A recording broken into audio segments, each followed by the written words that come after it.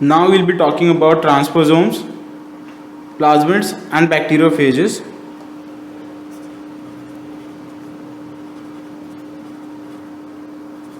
Transposons. These are sequences of DNA that can move or transpose themselves to new positions within the genome of a cell. Sequences of DNA which can move or transpose themselves to new positions within the genome of a cell, single cell to be specific. These are also known as jumping genes. Transposition can create phenotypically significant mutations and alter the cell's genome size. The first transposons were discovered in maize, G maize, by Barbara McClintock in 1948, for which she was awarded Nobel Prize in 1983. About 50% of the total genome of maize contains transposomes.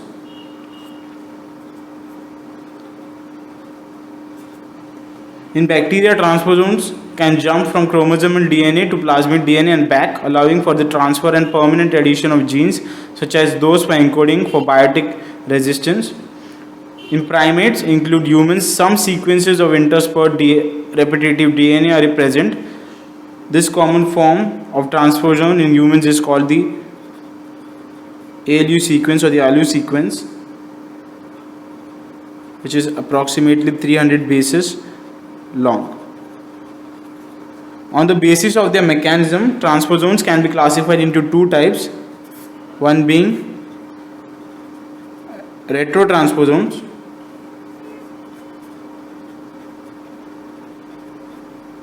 and the second being DNA transposons.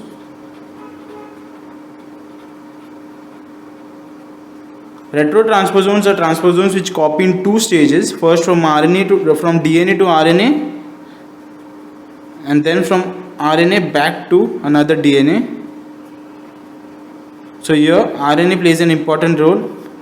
So the R here can be used to remember retro and RNA. So the basic mechanism of copying is copy and paste type, wherein material is copied by RNA from DNA and is pasted in another DNA. DNA transposons do not involve an RNA and hence the name a DNA transposon. The enzyme transposase makes a staggered cut at this target site, producing sticky ends, cuts out the transposon and ligates in new position. So the procedure is cut and paste type of procedure. So these are the two types of transposons. Now we'll be talking about plasmids.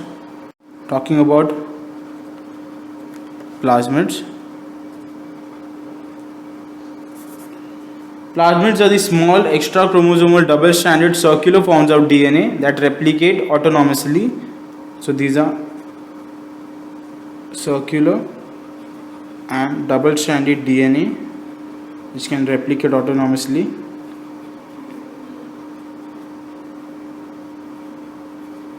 Most of the plasmids are not required for the survival of the organism in which they reside. They are naturally occurring in bacteria, yeast and occasionally in plant and animal cells too. The first plasmid or the term plasmid was introduced by American biologist Joshua Lederberg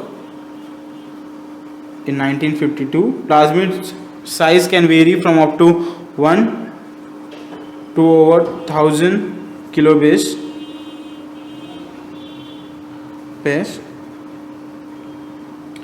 These are considered as transferable genetic elements or replicons which are capable of autonomous replication. However, plasmids cannot accommodate long DNA fragments, therefore cosmids are constructed. Cosmids are plasmids which have fragments of lambda phage vectors. So for long DNA, cosmids facilitate the process, which are long plasmids or plasmid fragments which have lambda phase vectors.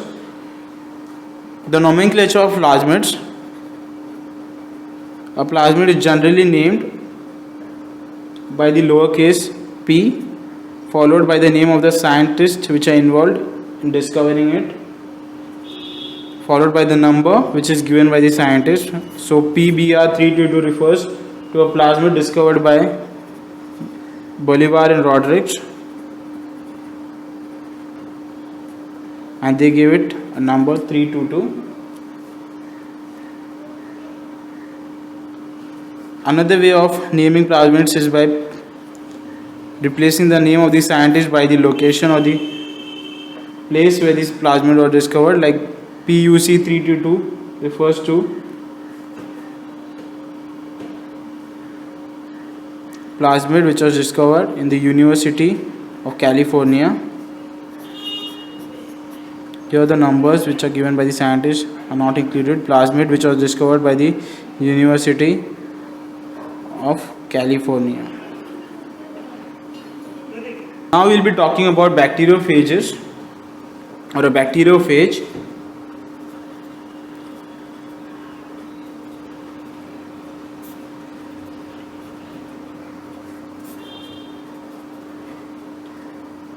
Which is a virus that is known to infect bacteria.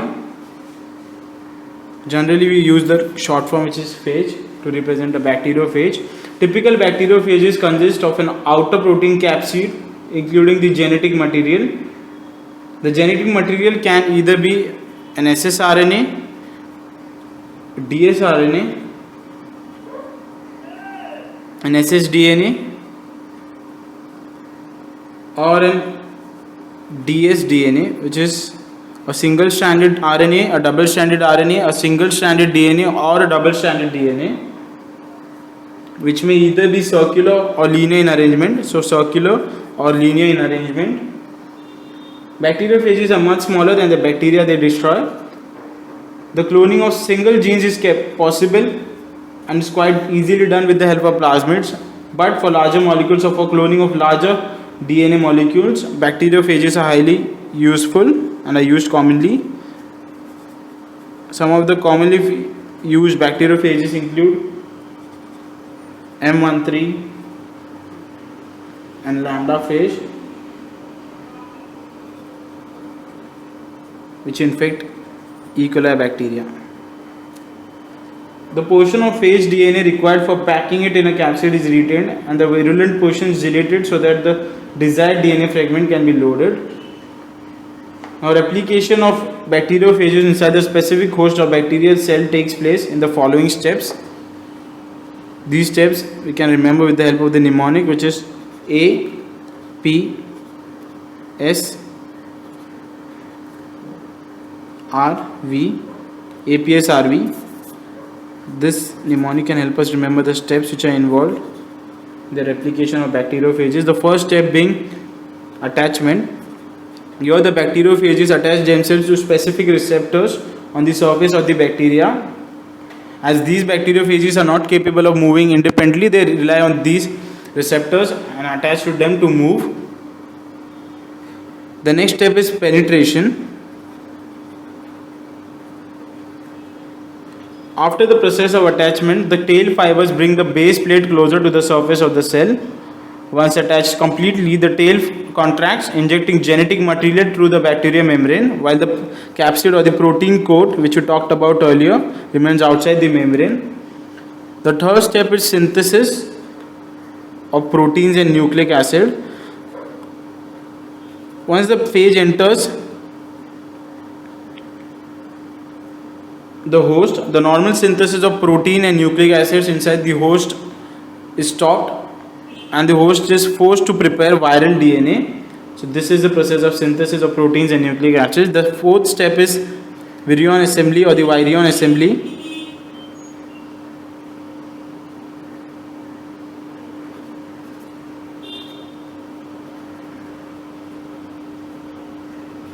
Wherein the base plates are assembled with the tail first, the heads and capsids are then constructed separately and are joined with the tails. The DNA is packed efficiently within the heads. The whole process takes about 15 minutes. So the tail, base plate are attached or assembled first, which are later joined with the heads captured. The final step is the release of virions. The phages are released via lysis or breakdown of the cell. It is achieved by an enzyme which is known as endolysin inside breakdown, which breaks down the cell wall, and these released virions are capable of infecting a new bacterium. So this is the process of replication of bacteriophages. Now we will be talking about restriction fragments.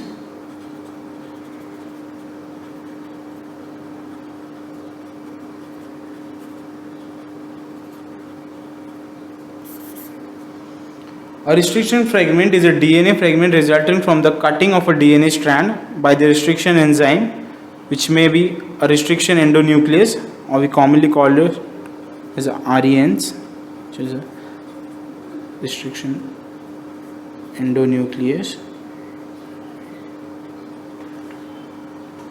by a process known as restriction. Stewart-Leen and Werner Haber isolated two enzymes in 1963 which restricted the growth of bacteriophage in bacterium E. coli. One of the enzymes was known to cut DNA and was named the restriction endonuclease. Restriction enzymes belong to a larger class of enzymes called the nucleases. The nucleases are of two types: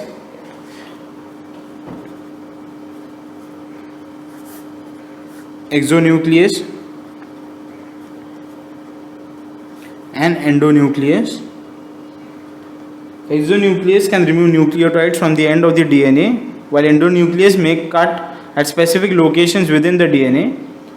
The enzyme restriction endonuclease serves as tools for cutting DNA molecules at predetermined sites, which is the basic requirement for gene cloning or for the rDNA technology.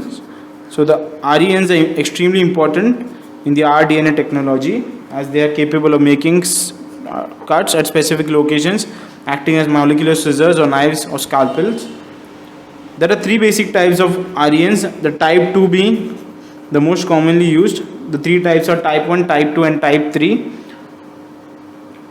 The type 2 restriction enzyme are used in rDNA technology commonly because they can be used in vitro, that is outside the cell, to identify and cleave within specific DNA sequences, usually having 4 to 8 nucleotides. More than 350 different types of type 2 endonucleases with 100 different recognition sequences are known, which makes them widely useful. Now we will be talking about the nomenclature of RENs.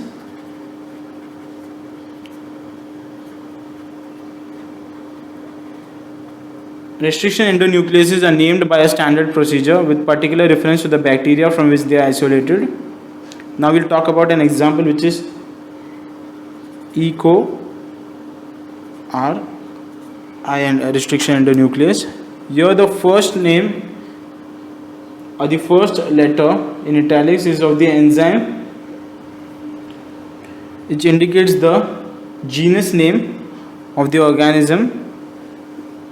The next is the species name, like Escherichia coli, so E. coli, which is followed by the strain name, which is RY13 in this case, and then we have the sequence in which the REN was discovered. Similarly, we have HIN3, which is for Haemophilus, which is the genus name. Then we have influenzae, the species name, species, the genus, and then we have the strain RD, so represented by D, and third being the sequence of discovery. So this is the nomenclature of restriction endonucleases. Next we will be talking about recognition sequences.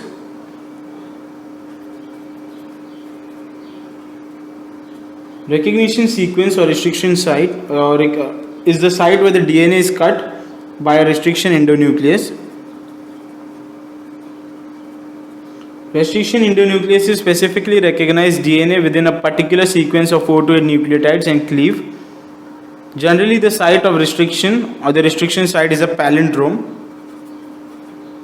where a palindrome is a base sequence of the second half of which in a DNA strands represents the mirror half of the base sequence of the first half. So one example of a palindromic type of a word can be Malayalam, which either read in this direction or in this direction reads the same.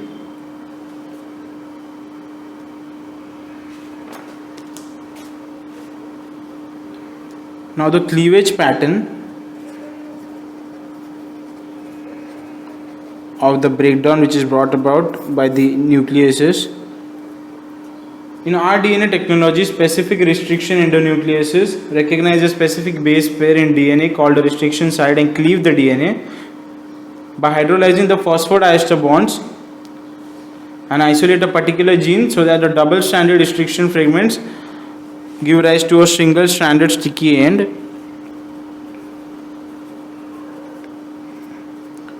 This is done by hydrolyzing the phosphodiester bonds.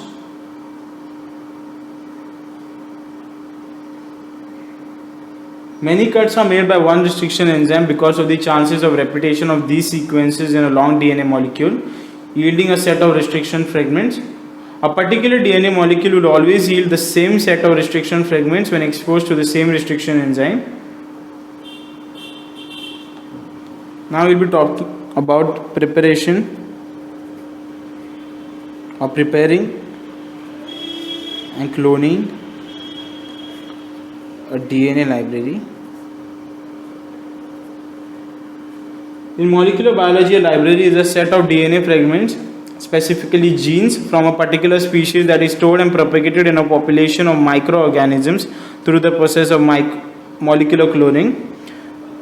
Now here we have the genomic library, which is a collection of all clones of DNA fragments that represent the complete genome of an organism, which represent the complete genome of an organism or a cell.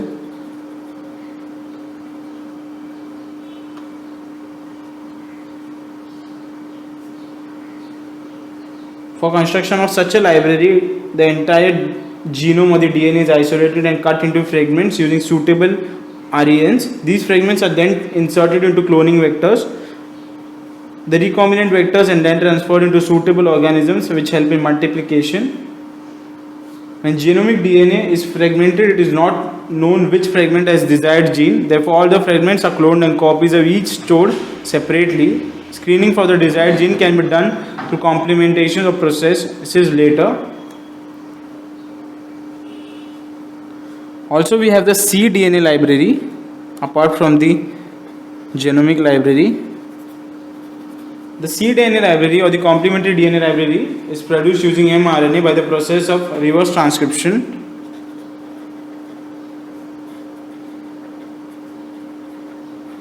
This process is called as terminism because it was discovered or identified by Temin and Baltimore.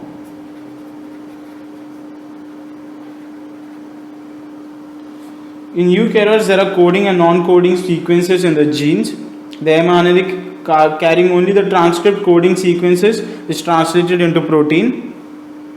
When mRNA of different cells, tissues of an organism are isolated and using reverse transcription enzyme converted into cDNA. A library having cDNA for each and every type of structural functioning protein can be constructed by inserting it into a suitable vector and then cloning it in a proper host such as E. coli. Now we will be talking about PCR or the gene amplification. Now we will briefly talk about gene amplification.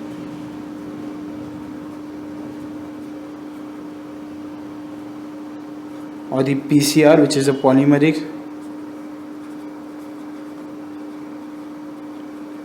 chain reaction. Gene amplification is obtaining multiple copies of a known DNA sequence that contains a gene. So it includes obtaining multiple copies of a known DNA sequence. Gene amplification can be done artificially by polymerase chain reaction technique Thus, PCR is in vitro technique of gene amplification. This technique was first developed by Kary Mullis in 1983, for which Kary Mullis was awarded Nobel Prize in 1993. The basic requirements of PCR are: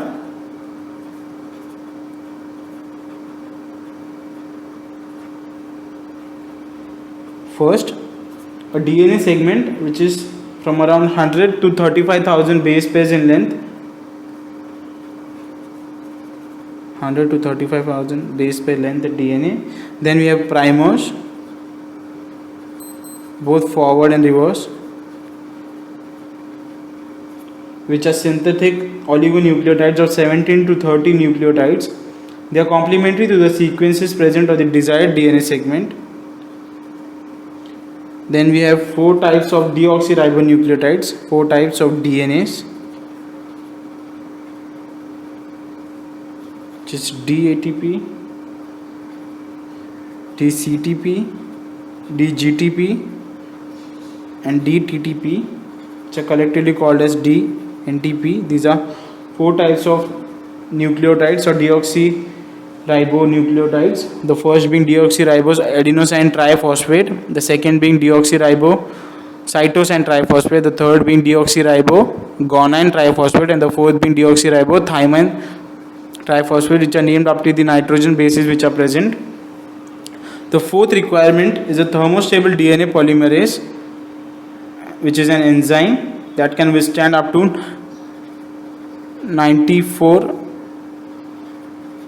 degrees Celsius of temperature. The commonly used polymerase is the Taq polymerase, which is isolated from the bacterium Thermus acuitas. The vast majority of PCR methods use thermal cycling, that is alternate heating and cooling of the PCR sample. The 3 essential steps of the PCR or the polymerase chain reaction technique are: first, heat naturation or heat denaturation. This step involves the heating of DNA at about 91 degrees Celsius of temperature. The heating breaks the hydrogen bonds present in the DNA to make the DNA single-stranded. The DNA molecule with most G2C, that is guanine to cytosine pairs, needs higher temperature. The second step is annealing.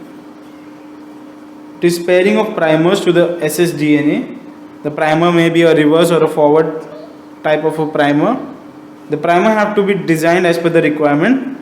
This step requires a temperature of about 55 degrees Celsius and involves action of primers. The third step is polymerization, which we know is a combining a number of monomers or single molecules to make a complex molecule. The temperature is raised to about 72 degrees Celsius in this process.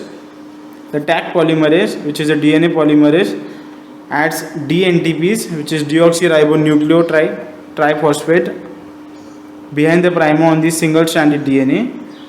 The 3 steps constitute one cycle of the reaction. The process is carried out for about 30 to 28 cycles, beyond which the reliability decreases.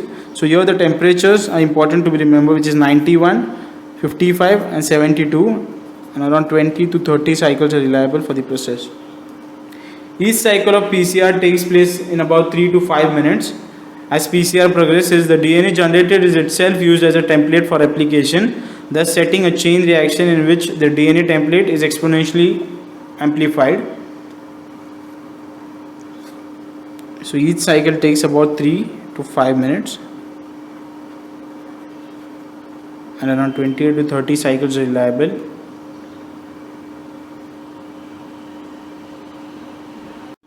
Now we'll be talking about some of the applications of biotechnology.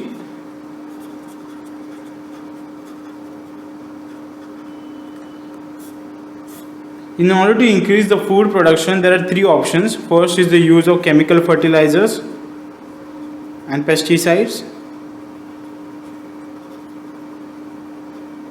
Second is the use of biopesticides and fertilizers.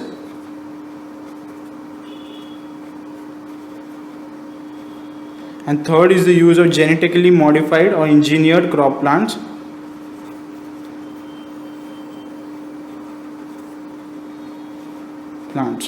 So transgenic plants are modified plants.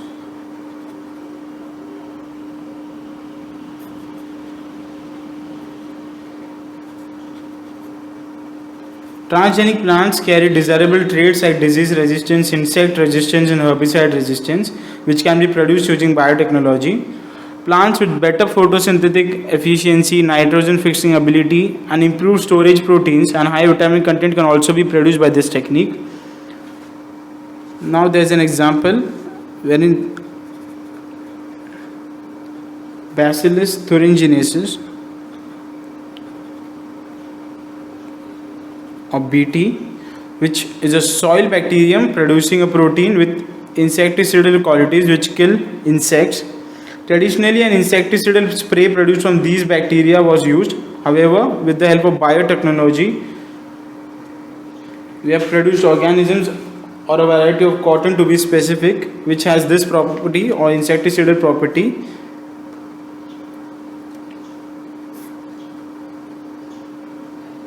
Wherein the protein produced by these organisms, when taken inside the insects, it gets converted into the active form, which is initially inactive because of the alkaline nature in the gut of the insect, and thus helps in killing the insect.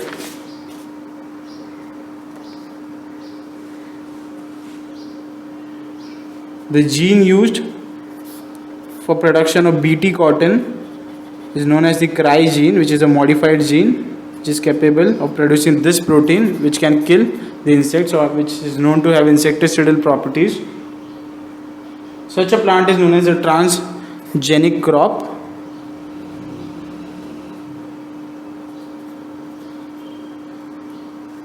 Also, another example is Agrobacterium tunificans, which is a soil bacterium which causes crown gall tumors in dicotyledonous plants. A gall producing gene occurs in large plasmid called tumor inducing plasmid or a TI plasmid. Due to ability of the bacterium to insert TI plasmids into nuclear genome of the infected plant, gene transfer in higher plants through TI plasmids can be achieved. Tumor producing gene becomes the marker gene. Therefore, A. tumeficans is most widely used for gene transfer. So it is used for gene transfer, also for CRY genes from the BT, or for NIF gene, which is a nitrogen fixation gene. They are used for transfer. Some of the examples of genetically modified plants or GM plants include the flavor saver tomato,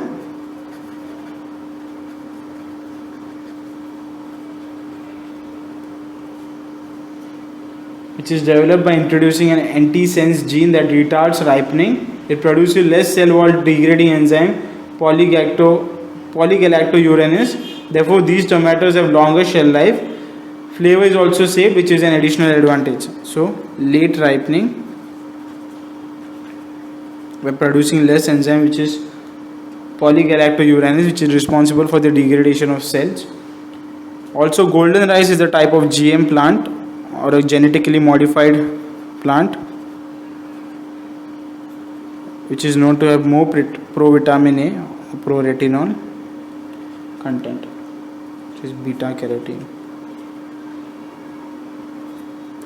So these are the applications or some of the common applications of biotechnology.